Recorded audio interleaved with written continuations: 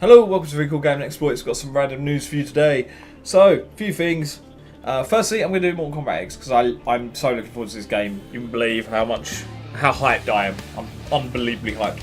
But obviously, there's been loads of character rumours and stuff. Well, we can now confirm that Johnny Cage, Sonya Blade, and Jax Briggs, is it Jackson Briggs? I think it's Jackson Briggs, are in the game. So it's 3 classic characters that I think had to be in the game. Especially with Cassie Cage there. There's going to be a lot in the story to do with them. And they're all in the game, of course. That got leaked recently, and supposedly Liu Kang has been seen during Challenge Tower trailers, which I didn't know up until recently. So we can safely assume that Liu Kang is in the game. I'll try and get a picture of it. If I can't, then I'm sorry.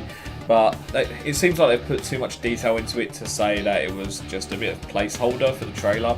Either way, yeah, so it looks like 4 classic characters are coming into the fray. No news on any new characters, although Aaron Black is seen in the trailer for the story mode and a few other characters.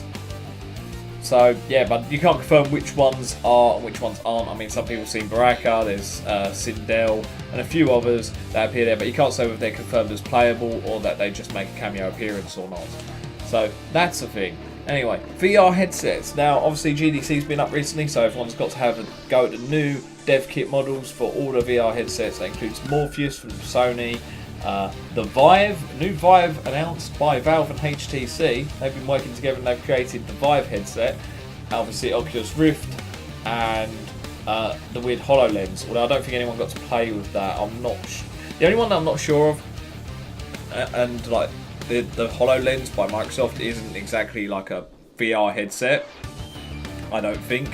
Not entirely sure what's going on there, but so far, according to the tech reviewers, the HTC and Valve Vive headset is the best one because it's got really high resolution screens, like dual screens going on in the headset, and it has this new motion sensing technology where you can actually walk around the room and interact with things in game, and it will mark out the outer linings of the room that you're in, so you don't bump into walls and stuff. Not sure how that works in practice at homes, but obviously as far as tech goes, it's pretty impressive.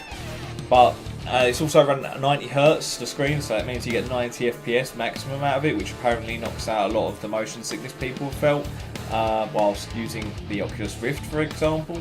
The latest Oculus Rift is just a generalised HD upgrade of what they've been sort of building up on past couple of dev kits. They just sort of made some minor tweaks and improvements. And as for the Morpheus, well, I've seen gameplay of that, and the Morpheus looks incredible to play. They're using the PlayStation Move controllers at the moment, but yeah, you can duck behind desks, reload guns manually, so you don't just press a button, you actually grab a mag and then put it in the gun yourself. That's rather cool, and you can duck in and out and around this desk in like some gunfight. It was amazing to look at. But just so you know, note that the Valve HTC Vive headset that they've been working on also has a dual controller, so they're kind of going down the same route. So they're 2 very similar headsets, but apparently the Valve HTC Vive headset has got better screens, better frame rate. So in general, it's just better. It's probably going to be more expensive though. I'm not sure if you can be able to use that on your consoles or if it's just a PC only dealio. With that being said, on Steam now they've got the hardware tab section, so you've now got Steam machines, Steam controller, the Vive headset, and Steam Link all put on there, and apparently they're all going to be available by Q4 this year, so that'll be the winter. So that's looking awesome. The link is just basically so you can hook the link up to your telly, into your wireless network, and then just stream whatever's being played on your PC onto your TV, so you can basically access your computer anywhere in the house you want to whatever display is hooked up to your link. So everyone seems to be coming out of them on all that. I mean, you've got Nvidia doing the same sort of thing, you've got PlayStation doing the same thing, so there's a lot of people doing this whole stream to different tellies, so it's good to have that, like an official one. I mean, there's always been sort of solutions to that for the PC, but this one looks like it's going to be a bit more solid when running Steam, and I'd sort of at the moment knock back the Nvidia go at it, even though it's kind of cool because you get the Android games as well. It's not all that great because you don't have access to Steam games yet, and most PC gamers have most of their library in Steam. So I'd rather have a Steam Link rather than a Nvidia boxy thing, whatever they call it. I don't know what they call it. I think it's the Nvidia Shard. So yeah, lastly, this one is quite funny actually. On Twitter, it came out that obviously Xbox Live is coming to the PC and it's going to be free.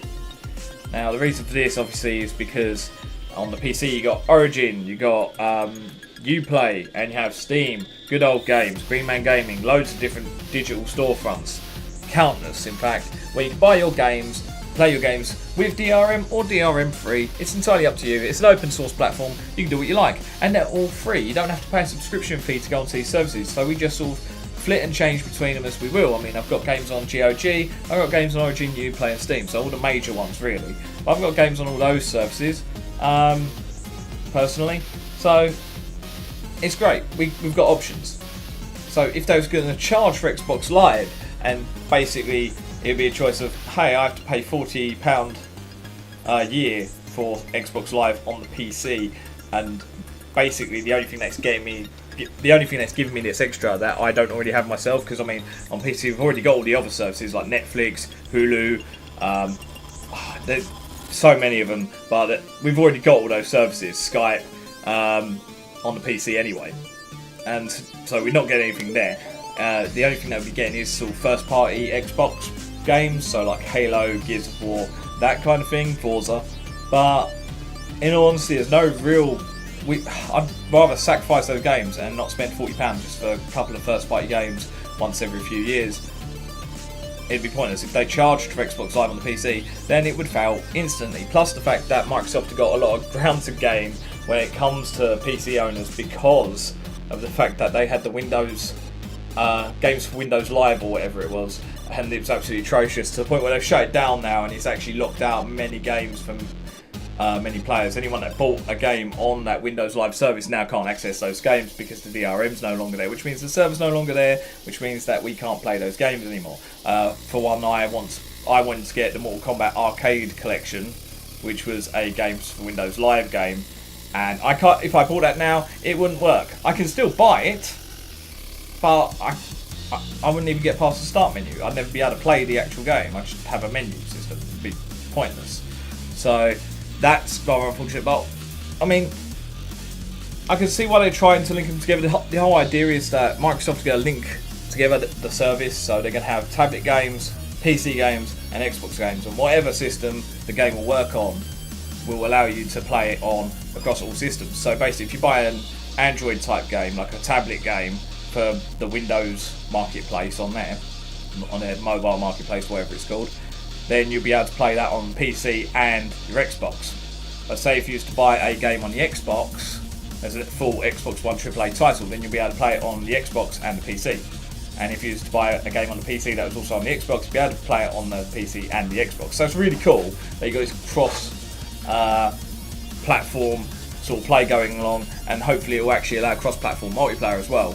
But the problem is that we've now got Xbox gamers, like console gamers, they're actually getting rather pissed off with this, because obviously they've been charged, and personally I got charged for a number of years for online multiplayer, and they still are getting charged for it. And obviously now it's you got Sony that are also charging for their service, so you know, it makes it worse because it sort of became officially the norm for console players to pay for their online subscriptions, wherein it's completely unnecessary for them to do so, because most developers will actually run their own online multiplayer servers. So it's not done by Xbox Live unless it's a first party game, it's actually done by the developers themselves, which is why we have instances where people can't get into games on day one because there's so many people bombarding the same servers over and over again. So, I mean, what does this mean? Well, to PC gamers, it just means that we get extra service, and whether it's good or not, we'll decide as and when it gets released on the PC.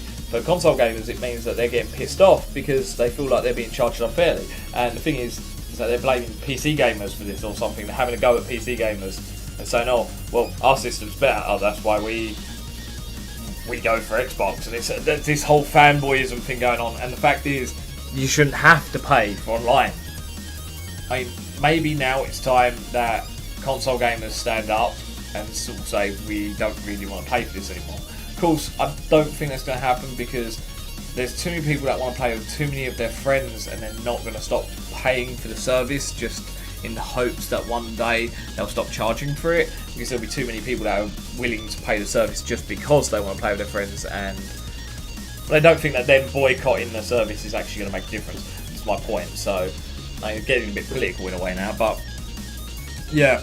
So there's that. If you go on Twitter, I'm sure you can find it. There is loads of people that are ranting and raving about how they shouldn't have to pay for Xbox Live. Or, in fact, that, oh, why this is unfair, why PC players getting charged, they should get charged. The reason why PC players are not getting charged is because they don't get charged by anyone else. And if Xbox started charging, then they just wasted thousands, if not millions of dollars setting up the service for the PC that will never get used. It's as simple as that. But yeah, I might have babbled on a bit, but so I apologise if I babbled on in this video. But I haven't really done many multiple story videos, so let me know how it's gone.